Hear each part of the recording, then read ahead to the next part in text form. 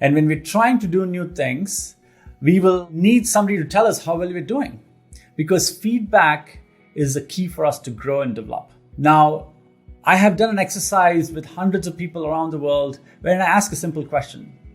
Can you think of a time when you received really effective feedback?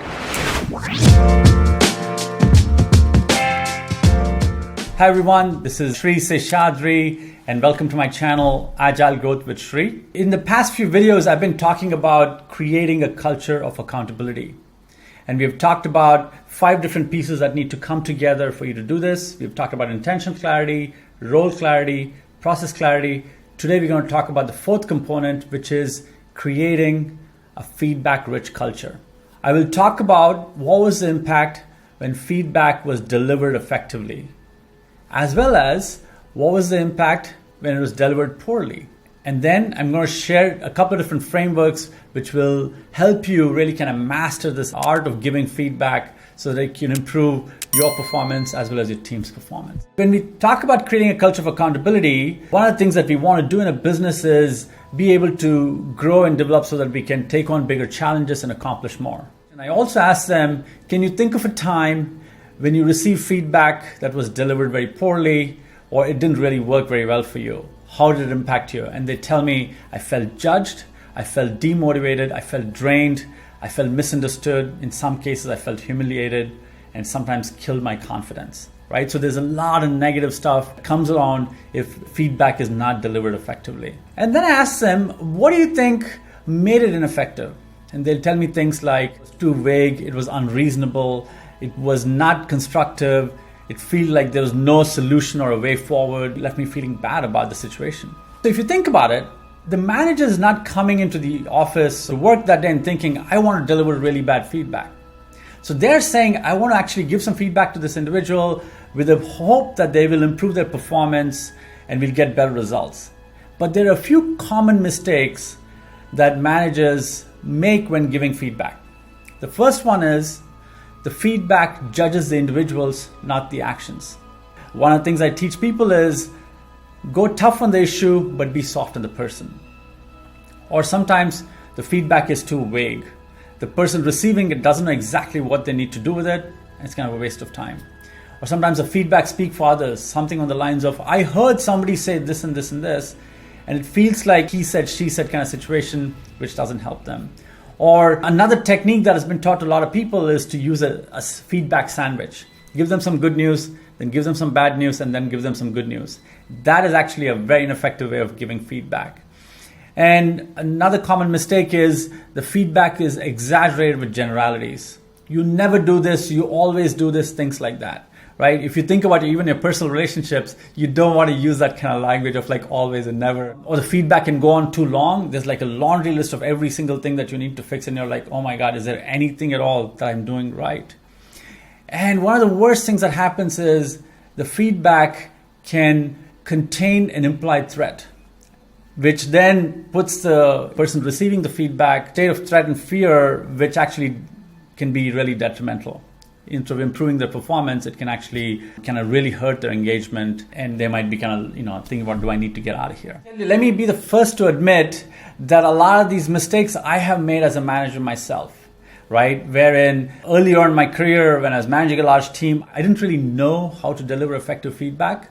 And every little mistake that I just mentioned, I've made all those things and I've seen how it has affected people. And I've had to learn and improve and get better at it. And I can assure you, it's not fun to be on the receiving end of that feedback or to be the person giving that kind of ineffective feedback.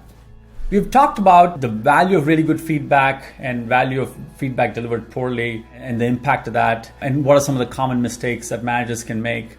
There is a better way. And one of my favorite resources on this topic is the book Radical Candor by Kim Scott. In that book, Kim talks about this framework wherein she asks you to consider 2 axes. So she says, think of a 2x2 matrix as you're seeing on the screen. On one axis is about caring personally, wherein you actually care about the person that you're giving feedback to. And on the horizontal axis is about challenging directly. When you have somebody who's able to care personally and challenge directly, what you get is radical candor, which is exactly where we want to be. When you challenge directly, but you don't care personally, you end up coming across as somebody who's very obnoxious and aggressive. And that is not very constructive. Now, on the other side, you have some people who are not comfortable challenging directly. Now, if you have somebody who doesn't challenge directly and does not care personally, what you get is manipulative insincerity, wherein they might be silent, but their body language and everything else tells the other person that I'm not happy with you, this is not working well, so on and so forth. It's just a bad dynamic.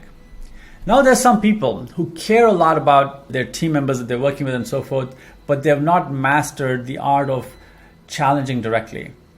What you see happen in that situation, which is the most common one, what Kim calls ruinous empathy.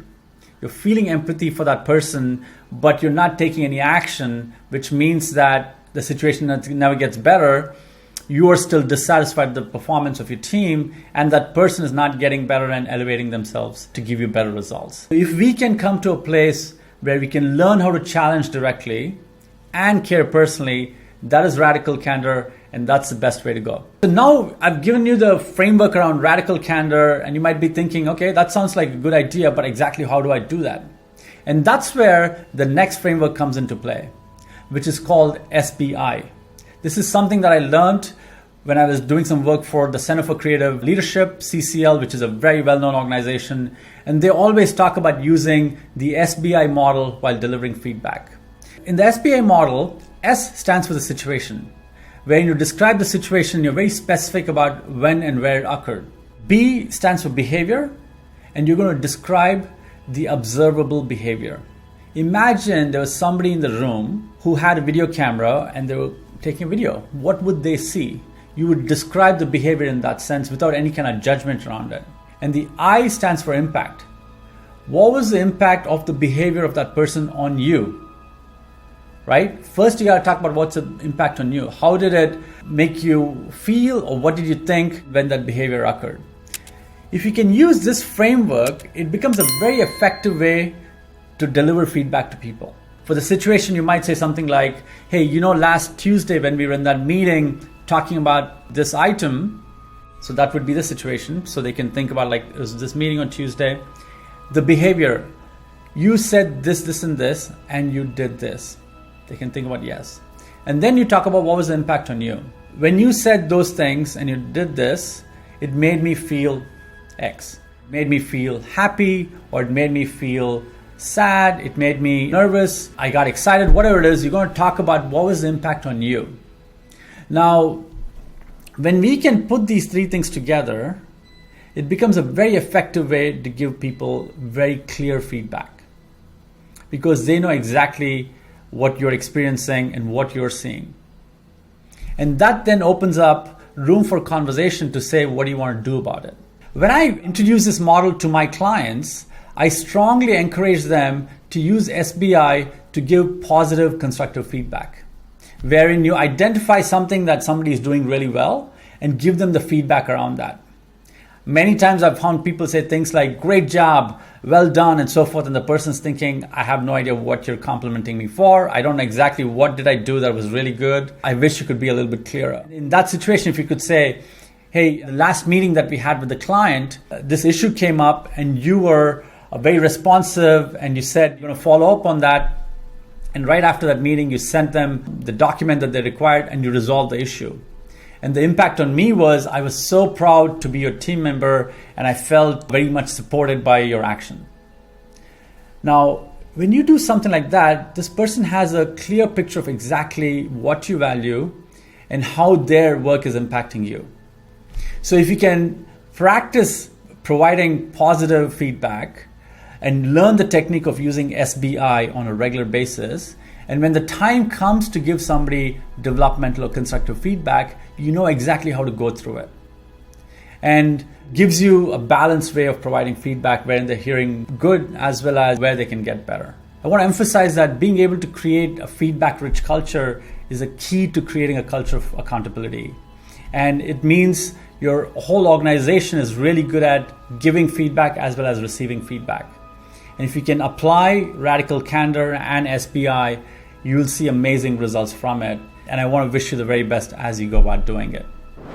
Thank you so much for watching this video. If you have any questions, please drop them in the comment section and please check out my next video.